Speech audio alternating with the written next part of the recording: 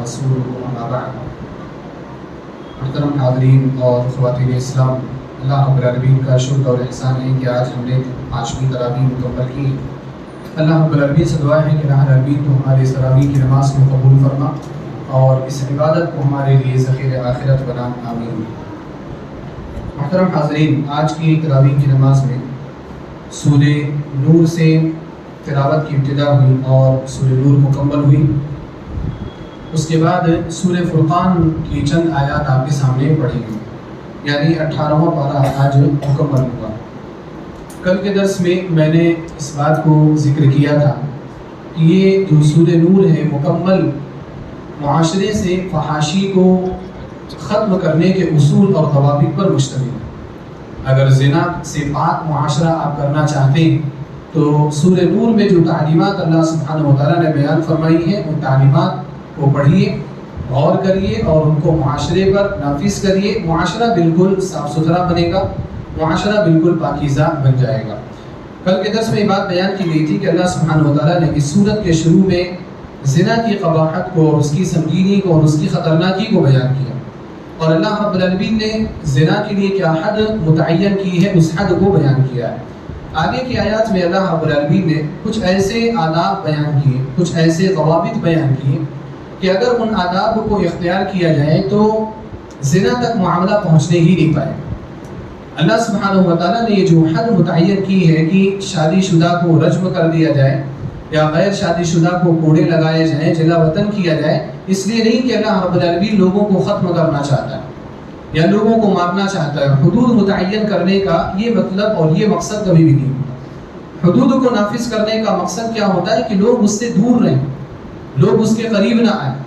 آپ جیل دیکھتے ہوں گے، یہ اپنا جو چنچل گوڑے کا جو جیل ہے اس کے دروازے پر ہی لکھا ہوا ہے کہ جیل کے اندر کی جو زندگی ہے نا از ناٹ پلیزنٹ، یہ کچھ اچھی زندگی نہیں ہے، آسائش والی زندگی نہیں۔ اور اس کے بعد نیچے ایک جملہ لکھا ہوا ہے ایوائڈ کرائم ایوائڈ جیل، آپ جرم سے بچو، جیل سے بچو۔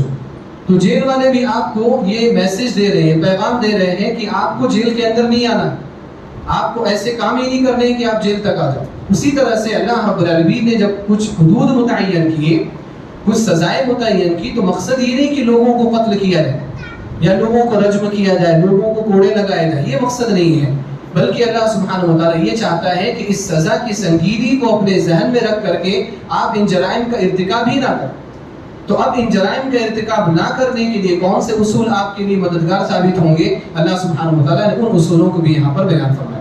سب سے پہلا قاعدہ اور سب سے پہلی چیز یہ بیان فرمائی کہ جب بھی آپ کسی کے گھر میں جائیں تو اجازت لے کر کے داخل ہوا کریں، ایسے ہی آپ داخل مت ہو جائیں۔ اللہ رب العالمین نے فرمایا یا ایھا الذین آمنوا لا تدخلوا بیوتا غیر بیوتکم حتی تستأنسوا وتسلموا علی اہلہا۔ اے ایمان والو، اپنے گھروں کے علاوہ کسی اور گھر میں آپ جا رہے ہیں تو جب تک آپ کو اجازت نہ دی جائے اور جب تک آپ گھر والوں کو سلام نہ کر لیں آپ گھروں میں داخل مت ہوا کریں۔ کیوں؟ ذالکم خیر لکم لعلکم تذکرون، یہ تمہارے لیے بہتر ہے، یعنی تمہارے لیے بہتر ہے۔ کیسے بہتر ہے؟ اگر کوئی انسان گیا، کوئی مرد گیا گھر کے اندر ایسے ہی داخل ہو گیا، کسی عورت پر نظر پڑ گئی، کسی لڑکی پر نظر پڑ گئی اور وہ اس کی خواہش میں مبتلا ہو گیا، تو یہیں سے تو زنا تک معاملات پہنچتے ہیں، یہیں سے فحاشی تک معاملات پہنچتے ہیں۔ تو اللہ رب العالمین نے شروع میں کہا کہ ذالکم خیر لکم، یہ تمہارے لیے بہتر ہے، لعلکم تذکرون، تاکہ تم نصیحت حاصل کرو۔ فإن لم تجدوا فيها أحدا فلا تدخلوها حتى يؤذن لكم، اور اتنی سخت تاکید کہ اللہ نے فرمایا کہ اگر گھر میں کسی کو نہ پاؤ، آپ دروازے پر دستک دے رہے ہو، گھر میں کوئی بھی نہیں ہے، دروازہ بھی کھلا ہوا ہے، آپ داخل بھی ہو سکتے ہو، ایسی صورت میں اللہ رب العالمین نے فرمایا فلا تدخلوها، کہ ابھی بھی تمہیں داخل ہونے کی اجازت نہیں، حتی یؤذن لکم، یہاں تک کہ تمہیں اجازت دے دی جائے۔ وَإِن قِيلَ لَكُمُ ارْجِعُوا فَارْجِعُوا هُوَ أَزْكَىٰ لَكُمْ، اور اگر گھر کے اندر سے آواز آئے کہ بھئی لوٹ جاؤ، ابھی آپ چلے جاؤ، بعد میں آنا، فَارْجِعُوا، تو کچھ برا مانے بغیر تم لوٹ جاؤ، هُوَ أَزْكَىٰ لَكُمْ، یہ تمہارے دل کے لیے پاکیزہ چیز ہے۔ آج اگر گھر کے اندر سے آواز آ جائے، چاہے مرد کی خاتون کی آواز آ جائے تو کوئی مسئلہ نہیں، اگر مرد کی آواز آ جائے تو انسان برا مان جاتا ہے کہ گھر کے اندر ہے پھر بھی مجھے گھر کے اندر آنے کی اجازت نہیں دے رہا۔ ضروری نہیں ہے، ہر وقت زیارت کا وقت نہیں ہوتا، ہر شخص اس حالت میں نہیں ہوتا کہ آپ کو گھر کے اندر بلائے۔ تو اگر گھر کے اندر سے آواز آئے، اللہ رب العالمین نے صرف خاتون کی آواز کے بارے میں نہیں کہا، عمومی طور پر آواز کے بارے میں، وَإِنْ قِيلَ لَكُمُ ارْجِعُوا ارْجِعُوا لوٹ جاؤ ریٹرن ہو جاؤ فَارْجِعُوا ریٹرن ہو جاؤ وہ اسکا لکم یہ تمہارے دل کے لیے کیا ہے پاکیزہ ہے واللہ بما تعملون علیم اللہ رب العالمین تمہارے اعمال کے بارے میں زیادہ جانتا ہے. تو اللہ سبحانہ و تعالیٰ نے یہاں پر اجازت دینے کا حکم کیوں دیا؟ اسی وجہ سے اجازت دینے کا حکم دیا تاکہ آپ کی نظر کسی غلط چیز پر نہ پڑ جائے. اللہ کے رسول صلی اللہ علیہ وسلم ایک مرتبہ اپنے گھر میں بیٹھے ہوئے تھے. کوئی دیہاتی صحابی جن کو زیادہ اصول اور ضوابط کے بارے میں پتہ نہیں تھا وہ نبی صلی اللہ علیہ وسلم کے پاس آئے اور گھر میں آنے کے بعد دروازے پر دستک دینے کے علاوہ انہوں نے کیا کیا وہ کھڑکی کی طرف گئے اور کھڑکی کی طرف سے نبی صلی اللہ علیہ وسلم کو دیکھنے لگے اور انہوں نے اللہ کے رسول صلی اللہ علیہ وسلم کو دیکھا بھی. بعض روایات میں ہے کہ نبی علیہ السلام نے اسی وقت کہا یا بعض روایات میں ہے کہ صحابی جب واپس پلٹے اور بعد میں نبی صلی اللہ علیہ وسلم کو بتایا کہ میں کھڑکی سے آپ کو دیکھ رہا تھا تو آپ صلی اللہ علیہ وسلم نے فرمایا کہ اگر مجھے معلوم ہوتا ہے کہ تو کھڑکی سے دیکھ رہا ہے تو میں کچھ نہ کچھ اٹھا کر کے مارتا اور تیری آنکھ پھوڑ دیتا اور اگر میں تیری آنکھ پھوڑ دیتا تو اس پر مجھے کوئی قصاص نہیں دینا پڑتا. قصاص ہے اگر کسی نے کسی کی آنکھ پھوڑ دی اس کی آنکھ پھوڑی جائے گی لیکن اگر اس جرم کی وجہ سے اس غلط کام کی وجہ سے آپ نے کچھ اٹھا کر کے مار دیا اور اس کی آنکھ پھوٹ گئی تو کوئی دیت نہیں ہے کوئی قصاص نہیں. اس کے بعد نبی صلی اللہ علیہ وسلم نے فرمایا انما جعل الاستئذان من اجل البصر اجازت لینے کا حکم شریعت میں کیوں دیا گیا ہے؟ اسی وجہ سے دیا گیا ہے تاکہ آپ گھر کے اندر اس طرح سے تاک جھانک نہ کرو. تو معلوم کیا ہوا کہ اجازت لینے کا حکم کیوں دیا گیا تاکہ آپ گھر کے اندر کی چیزوں کو نہ دیکھو گھر کے اندر کی خواتین کو نہ دیکھو جو کہ زنا کے دروازے کو کھولنے کا ایک ذریعہ ہے. اس کے بعد اللہ سبحانہ و تعالیٰ نے دوسرا ادب بیان فرمایا. دوسرا ادب کیا بیان فرمایا؟ ٹھیک ہے گھر کے اندر داخل نہیں ہوتے گھر کے اندر داخل ہونے سے اپنے آپ کو بچا لیتے ہیں لیکن کیا گھر کے اندر اگر داخل ہونے سے اپنے آپ کو بچا لیں تو کیا اس نگاہ کا حرام چیز پر پڑنا محفوظ ہو جائے گا؟ ضروری نہیں. گھر کے باہر بھی خواتین گھوم رہی ہیں. اب اسلامی حکومت ہو تو آپ کہہ سکتے ہیں کہ چلو مسلمان خواتین ہیں تو وہ حجاب کے ساتھ نکلیں گی لیکن ہم اسلامی حکومت کے تحت تو نہیں رہے. ہم ایک ایسے حکومت کے تحت ہیں جو جمہوری حکومت ہے جہاں پر ہر طرح کے لوگ رہے ہر مذہب کے لوگ رہے. تو غیر مسلمین بھی ہمارے درمیان رہ رہے ہیں جن کی عورتیں پردہ نہیں کرتی اور غیر مسلمین تو چھوڑ دیجیے ہمارے مسلمان گھر کی خواتین کہاں پردہ کرتے مسلمان گھر کی خواتین لیکن پردہ نہیں کرتے. اب ایسی خواتین باہر نکل جا رہی ہیں یا کبھی کسی طرح سے ہماری نظر ان کے اوپر پڑ جا رہی ہے تو ایسے وقت میں اللہ سبحانہ و تعالیٰ نے کیا حکم دیا؟ اللہ رب العالمین نے مردوں کو خطاب کر کے فرمایا قل للمؤمنین یغضوا من ابصارہم. ایسی صورت میں اے نبی صلی اللہ علیہ وسلم آپ مومن مردوں کو کہہ دیں کہ وہ اپنی نگاہیں نیچی کر لیا کریں. اگر کسی چیز پر نظر پڑ جا رہی کسی عورت پر نظر پڑ جا رہی فوراً آپ اپنی نگاہ کو نیچی کر لیں. دوبارہ پلٹ کر کے جو نگاہ آپ اس پر ڈالیں گے وہ نگاہ آپ کے لیے گناہ ہو. اللہ کے رسول صلی اللہ علیہ وسلم نے فرمایا حضرت علی رضی اللہ تعالی عنہ سے یا علی لا تتبع النظرة النظرة اے علی ایک نگاہ کے بعد دوسری نگاہ مت ڈالنا. یعنی جو نگاہ ایکسیڈنٹلی پڑ گئی اتفاقیہ طور پر پڑ گئی اس کے بعد قصداً جان بوجھ کر کے اس کی طرف نگاہ نہیں کرنا. فَإِنَّ لَكَ الْأُولَى وَلَيْسَتْ لَكَ الْآخِرَةُ کیونکہ جو اتفاقیہ طور پر نگاہ پڑی ہے وہ تو معاف ہو جائے گی لیکن جو جان بوجھ کر کے آپ نگاہ ڈالیں گے وہ کبھی معاف نہیں ہوگی. یعنی لا تتبع النظرة النظرة. تو نبی صلی اللہ علیہ وسلم نے حضرت علی رضی اللہ تعالی عنہ جو خلفائے راشدین میں سے جو آپ صلی اللہ علیہ وسلم کے داماد ہیں ان کے تقوی اور طہارت پر آپ بات کر سکتے ہیں کیا وہ ہمارے اور آپ کی طرح سے تھے؟ نہیں. وہ خلفائے راشدین میں سے نبی صلی اللہ علیہ وسلم کے قریب رہنے والے لوگ ان کو بھی نبی صلی اللہ علیہ وسلم نے نصیحت کی کہ نہیں آپ ایک نگاہ کے بعد جو اتفاقیہ پڑ جائے دوسری نگاہ اس پر نہیں ڈالیں. یغضوا من ابصارہم اپنی نگاہوں کو نیچے رکھیں. اور نگاہوں کو نیچے رکھنے کا جہاں معنی یہ ہے کہ اگر غیر محرم پر یعنی عورت پر یا لڑکی پر نظر پڑ جاتی ہے تو آپ اپنی نگاہوں کو نیچے رکھیں. وہی نگاہوں کو نیچے رکھنے کا معنی یہ ہے کہ آپ موبائل پہ بھی اپنی نگاہوں کو نیچے رکھیں. ٹھیک ہے آپ باہر نہیں دیکھ رہے آپ چلتے پھرتے نہیں دیکھ رہے. چلتے پھرتے دیکھیں گے تو ہو سکتا ہے کوئی دیکھ کر کے آپ کو بولے گا مولوی صاحب بھی تاک جھانک کر رہے یا نمازی حضرت ہے یہ بھی نماز پڑھنے والے ہیں پنج وقتہ روزہ رکھنے والے داڑھی رکھے ہوئے تاک جھانک کر رہے. انسان اس خوف سے نہیں دیکھتا لیکن گھر کے اندر جو موبائل پر جو غلط نظر پڑ رہی ہے وہ کیا حلال ہے؟ نہیں. وہاں پر بھی یہی حکم ہے یغضوا من ابصارہم. اولا تو ان چیزوں سے اپنے آپ کو بچا کر کے ہی رکھنا چاہیے. ان چیزوں سے اپنے موبائل کو بھی محفوظ رکھنا چاہیے لیکن کبھی اگر دوسری چیزوں یعنی دوسری جائز چیزوں کے استعمال کے وقت اگر اس طرح کی ناجائز چیزیں آ جائیں یغضوا من ابصارہم وہاں بھی اپنی نگاہوں کو نیچی رکھیں. یہاں نگاہوں کو نیچی رکھنے کا حکم دیا جا رہا ہے. اب جو فلمیں دیکھتے ہیں، جو لمبے لمبے ڈرامے دیکھتے ہیں، ان کا کیا ہو؟ جو لوگ فلمیں دیکھتے ہیں، ڈرامے دیکھتے ہیں، کیا بولتے ہیں؟ سیکھنے کو ملتا ہے، کچھ جاننے کو ملتا ہے، ماحول سمجھنے کو ملتا ہے۔ پھر ماحول سمجھنے کے لیے کتاب نہیں ہے، اس کتاب کو پڑھنے کے لیے آپ کتنا وقت دیتے ہیں؟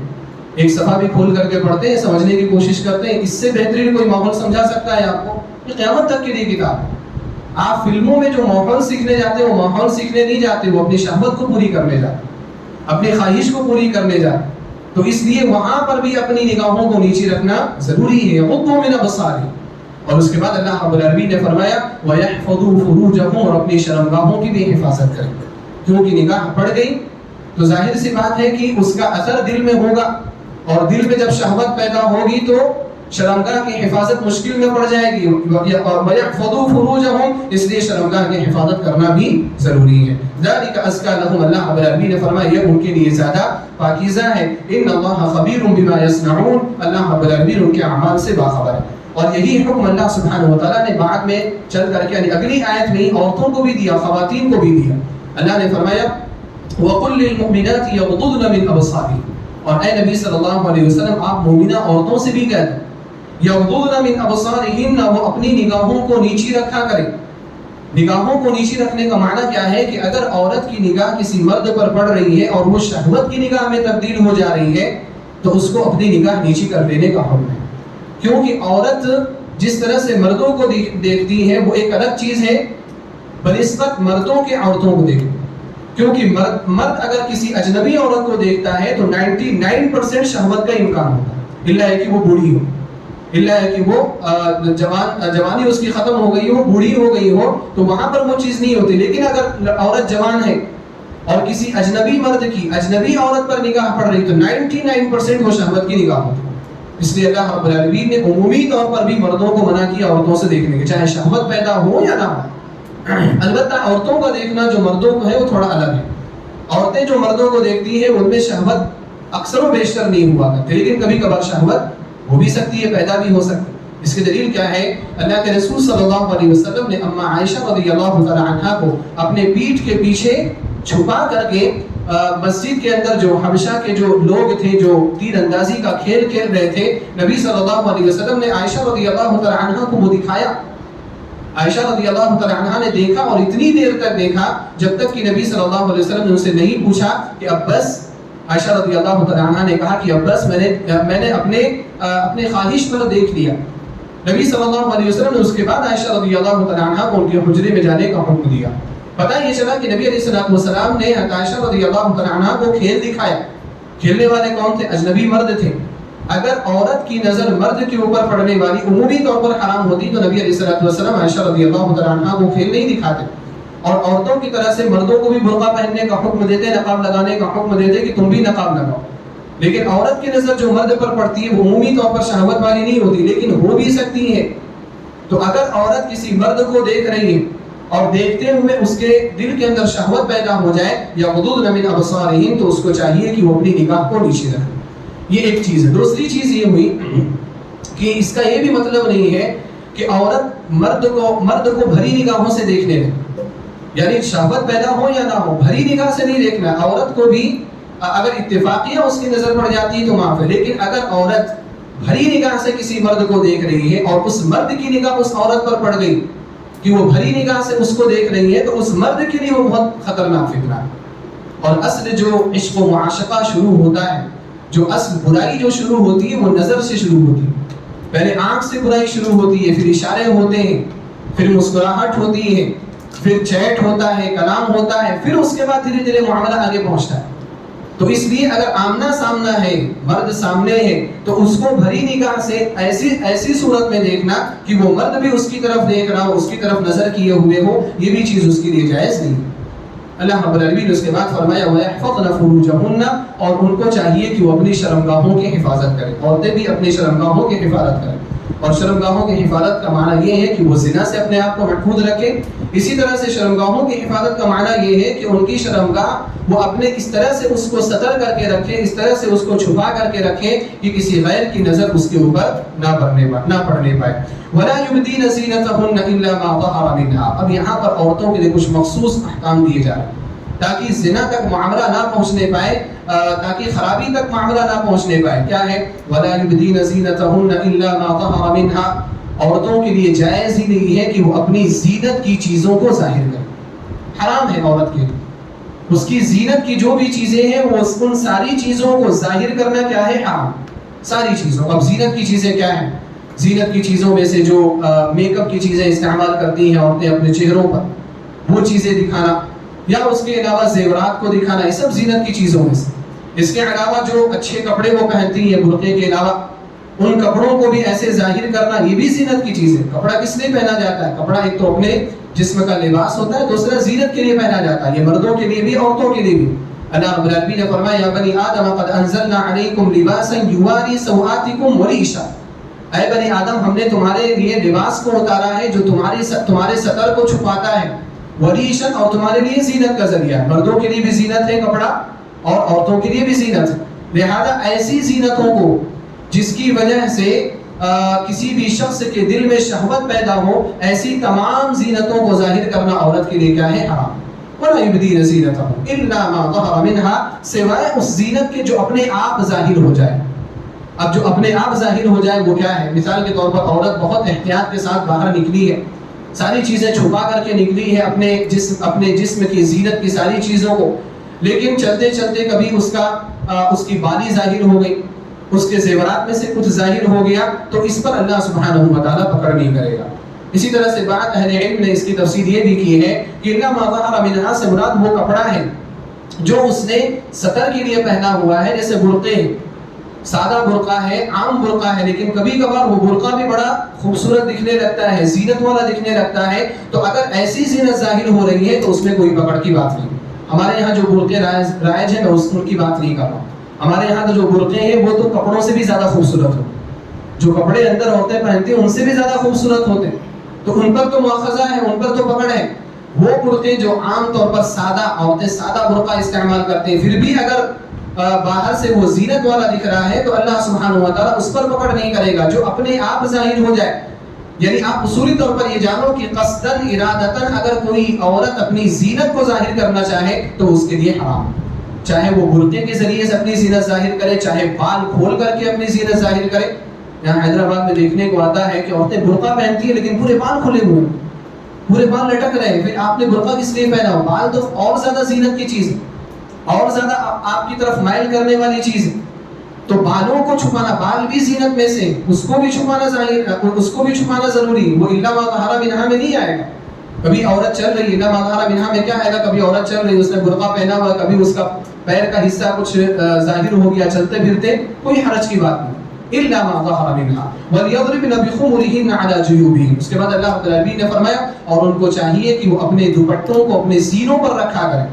زمانے جاہلیت میں مفسرین نے لکھا ہے، وہ زمانے جاہلیت کی بات بتا رہے تھے، یہاں تو حقیقت کی بات ہے کہ زمانے جاہلیت میں عورتیں ایسے گھوما کرتی تھی کہ ان کے سینوں پر کوئی کپڑا نہیں ہوتا تھا، کوئی دوپٹہ نہیں ہوتا تھا، ایسے ہی مردوں کے سامنے آ جاتی. کچھ عورتیں تو جہالت میں آ جاتی تھی، نادانی میں آ جاتی تھی، کچھ عورتیں جان بوجھ کر کے اپنی زینت کو ظاہر کرنے کے لیے اور مردوں کو لبھانے کے لیے آ جاتی تھی. اللہ سبحانہ و تعالیٰ نے اس پر یہ آیت نازل فرمائی وَلْيَضْرِبْنَ بِخُمُرِهِنَّ عَلَى جُيُوبِهِنَّ. اپنے گریبانوں پر، اپنے سینوں کے اوپر وہ اپنے کپڑوں کو، دوپٹوں کو ڈال کر کے رکھیں اور اس طرح کی زینت کسی اور کے سامنے ظاہر نہ ہو. عائشہ رضی اللہ تعالی عنہ بیان فرماتی ہے کہ اللہ سبحانہ و تعالیٰ نے جب یہ آیت نازل فرمائی تو انصار کی عورتیں قرآن کریم کے احکام پر اتنی شدت سے عمل کرنے والی تھیں کہ اگر کسی عورت کے پاس دوپٹہ نہیں تھا تو اس نے گھر کی چادر کو پھاڑ لیا اور اس کو دوپٹے کے طور پر استعمال کرنا شروع کر دیا. یہاں المانی میں ہمارے یہاں 100 قسم کے دوپٹے موجود ہیں، لیکن اس کے باوجود خاتون کو توفیق نہیں ہو رہی کہ وہ دوپٹہ پہن کر کے باہر نکلے، وہ دوپٹہ اوڑھ کر کے باہر نکلے. اس بات کی بھی توفیق نہیں ہوتی. وَلْيَضْرِبْنَ بِخُمُرِهِنَّ عَلَى جُيُوبِهِنَّ وَلَا يُبْدِينَ زِينَتَهُنَّ إِلَّا لِبُعُولَتِهِنَّ. اس کے بعد اللہ رب العالمین نے فرمایا اور وہ اپنی زینت کو ظاہر نہ کرے. اپنی زینت کو یعنی جو میک اپ کرتی ہیں عورتیں، جو خوبصورت بنتی ہیں عورتیں، اس زینت کو ظاہر نہ کریں. کس کے سامنے؟ اجنبیوں کے سامنے. جو اجنبی نہ ہو ان کے سامنے ظاہر کر سکتی ہیں، اجنبی نہ ہو ان کے سامنے کن کے سامنے ظاہر کر سکتی ہیں؟ اللہ رب العالمین نے فرمایا الا لبعولتهن، اپنے شوہروں کے سامنے، اپنے شوہروں کے سامنے اپنی زینت کو ظاہر کر سکتی ہے. اب زینت کا معنی ظاہر سی بات ہے کہ جیسے جو کپڑا ہوتا ہے، اچھا خوبصورت سا کپڑا ہوتا ہے، وہ خوبصورت کپڑا پہن کر کے اپنے شوہروں کے سامنے آ سکتی. اور اسی طرح سے میک اپ کرنا، بناؤ سنگار کرنا، بلکہ شوہر کے سامنے تو کسی بھی حالت میں بیوی آ سکتی ہے۔ اللہ رب العالمین نے فرمایا ہن لباس لکم وانتم لباس لہن، وہ تمہارے لباس ہے اور تم ان کے لباس۔ آگے فرمایا او آبائہن، اور اپنے سسر کے سامنے، سسر یا سسر دونوں بھی کہہ رہے ہیں، اپنے سسر کے سامنے یعنی شوہروں کے والد کے سامنے، باپ کے سامنے بھی وہ آ سکتی ہیں۔ عام طور پر جو کپڑا ہے، میک اپ وغیرہ ہے، سنگار وغیرہ ہے، نہیں کہ سسر کے سامنے بھی ایسے ہی بغیر دوپٹے کے آئے، سینے کھلے ہوئے ہو، ایسے نہیں۔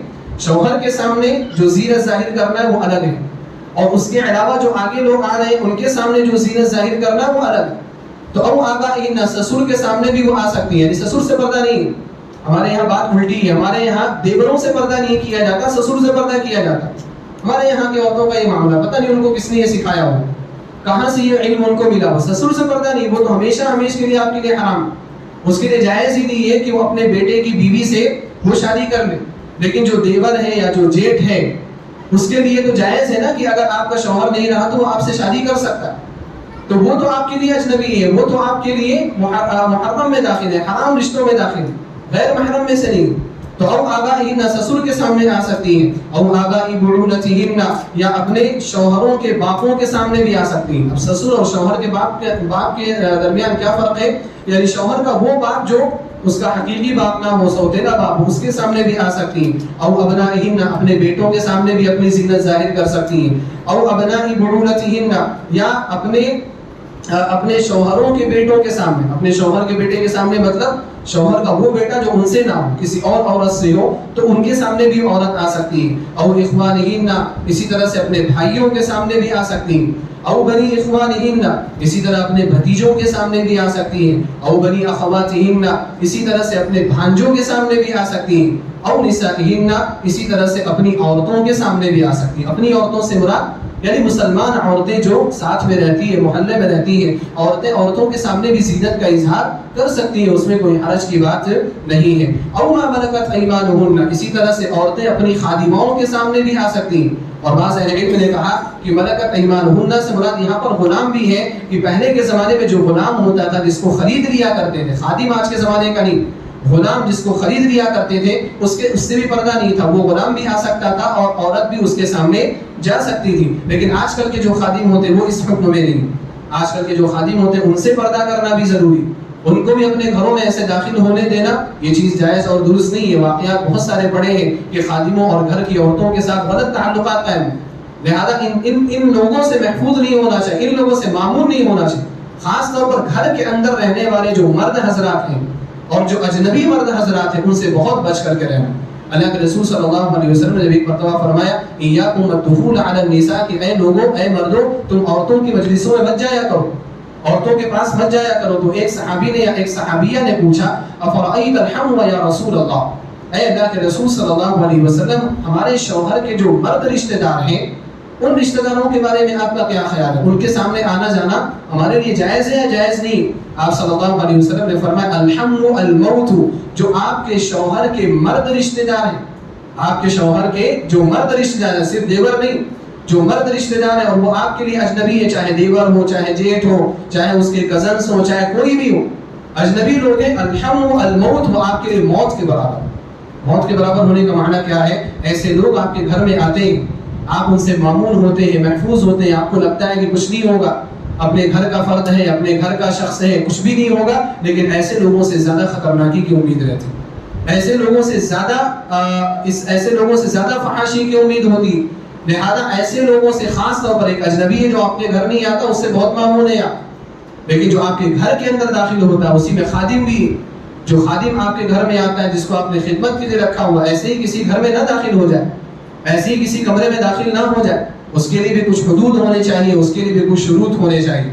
تو او ما ملکت ایمانہن او التابعین غیر اولی الاربۃ من الرجال، یا ایسے مردوں کے سامنے اپنی زینت ظاہر کر سکتی ہیں جو بلوغت کی عمر کو تو پہنچ گئے لیکن ابھی ان کے یہاں مردوں والی بات نہیں ہے، یا مردوں والی بات ہے ہی، جس میں مخنث اور ہجڑوں کو ذکر کیا جاتا ہے، لیکن اس میں ہر طرح کے مخنث شامل نہیں۔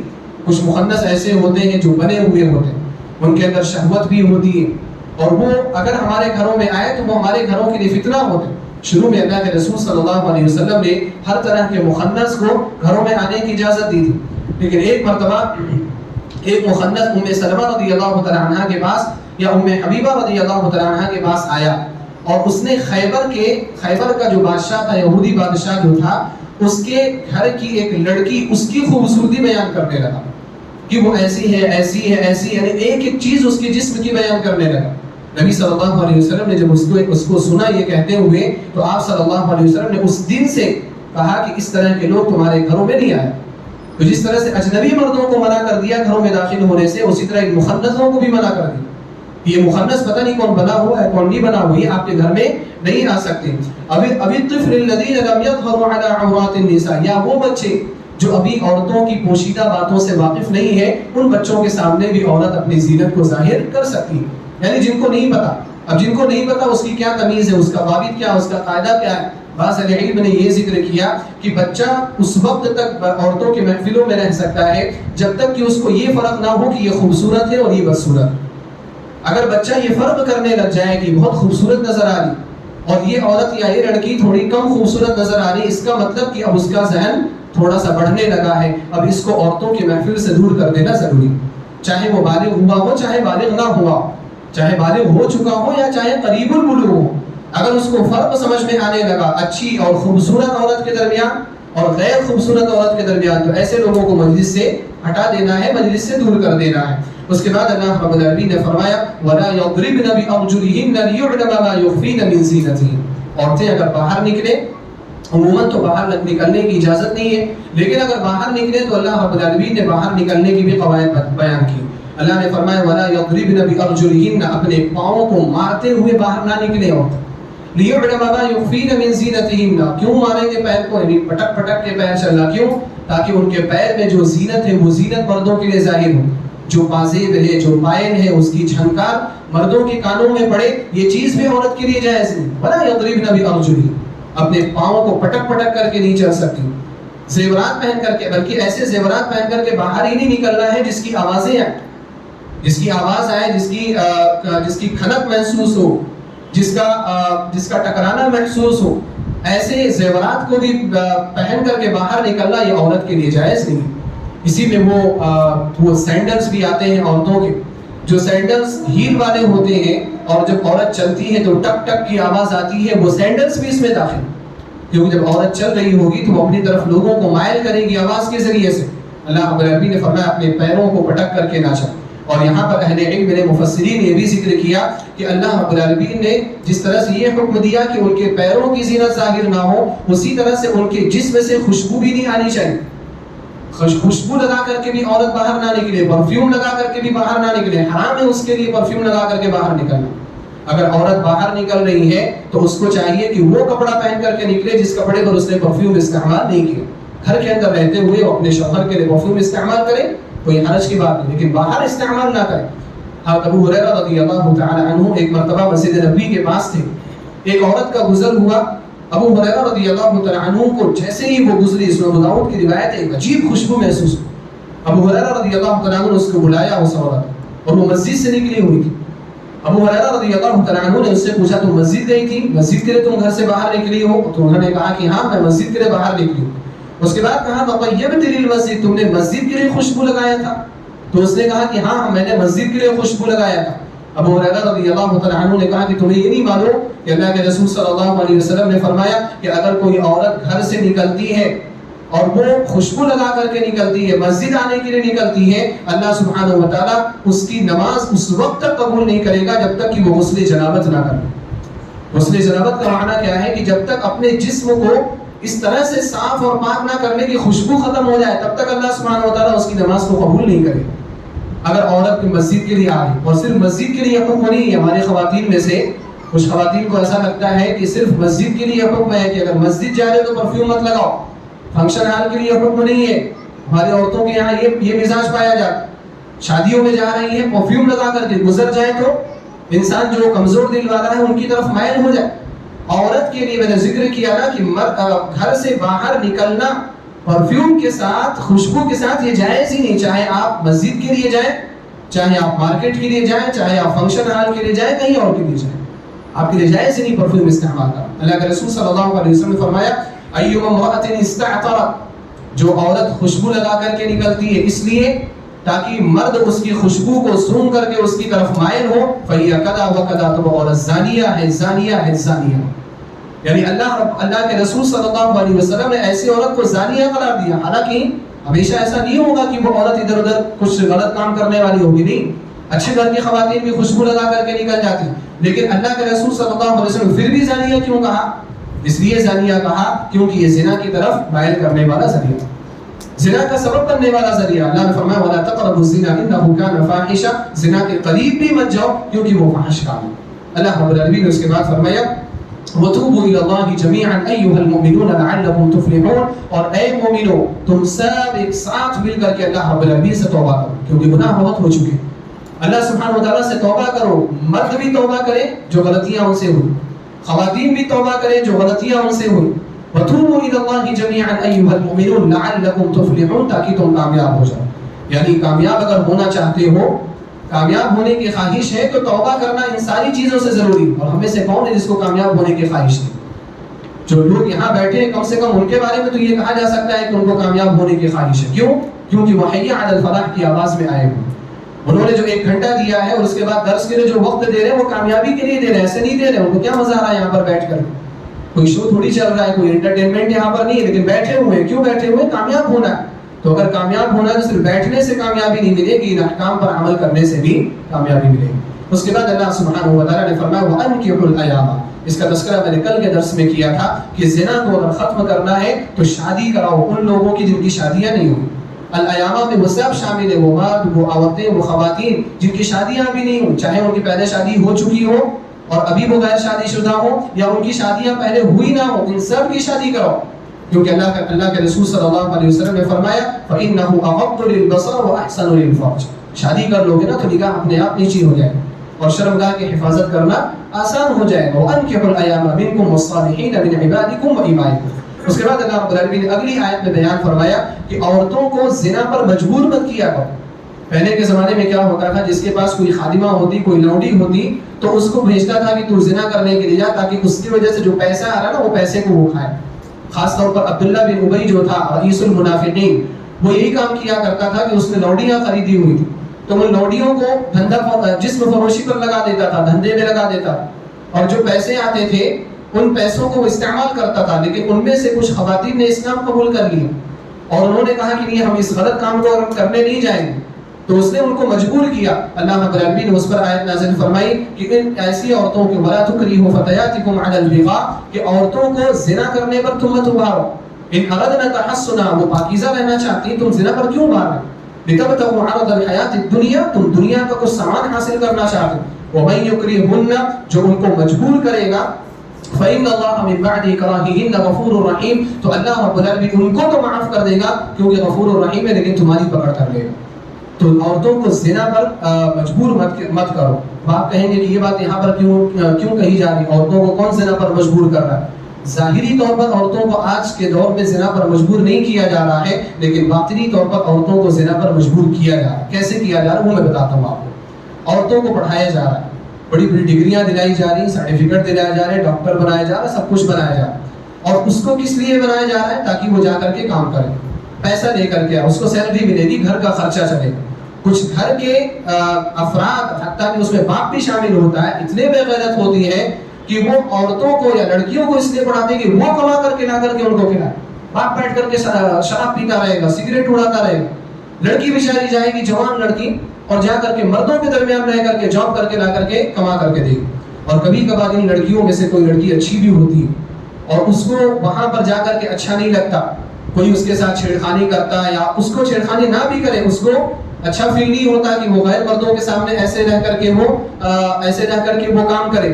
وہ عورت اس سے توبہ کرنا چاہتی، وہ عورت اپنی عزت کی حفاظت کرنا چاہتی، لیکن اس کے گھر والے اس کو مجبور کرتے ہیں کہ نہیں، ہم نے تم کو پڑھایا کس لیے، تم جاؤ کام کرو، تم کام نہیں کرو گی تو ہمارے پاس پیسہ کہاں سے آئے گا. یہ ہے زنا پر مجبور کرنا. بہت ساری عورتیں، بہت ساری لڑکیاں ہیں، اللہ سبحانہ و تعالیٰ ان لڑکیوں کے لیے آسانی پیدا فرمائے جو مجبور ہو کر کے کام کر رہی. ان کو دین پتہ ہے، ایمان پتہ ہے، ان کو اپنی عزت کی حفاظت بہت اہم ہے، لیکن اس کے باوجود گھر والوں کے پریشر میں آ کر کے ایسی لڑکیاں مجبور ہو کر کے کام کر رہی ہیں. آج بھی مجبور کیا جا رہا ہے جسم فروشی پر.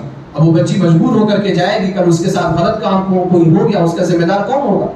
اس لڑکی کو تو اللہ رب العالمین معاف کر دے گا کیونکہ وہ بچنا چاہتی تھی اور مجبوری پہ وہاں پر گئی تھی، لیکن بھیجنے والوں کو اللہ سبحانہ و تعالیٰ کیسی خطرناک پکڑ میں گرفتار کرے گا اس کا ہمیں اور آپ کو اندازہ نہیں ہے۔ تو یہ کچھ اصول اور ضوابط ہیں کہ اگر ان پر عمل کیا جائے تو معاشرے کو زنا سے اور فحاشی سے بچایا جا سکتا ہے۔ اللہ سبحانہ و تعالیٰ سے دعا ہے الہ العالمین تو ہم کو زنا جیسے قبیح جرم سے محفوظ فرما، الہ العالمین تو ہم سب کو شریعت کے مطابق زندگی گزارنے کی توفیق عطا فرما، الہ العالمین تو ہم سب کو حلال سمجھنے اور اس کو اختیار کرنے کی، حرام کو حرام سمجھنے اور اس سے اجتناب کرنے کی توفیق عطا فرما۔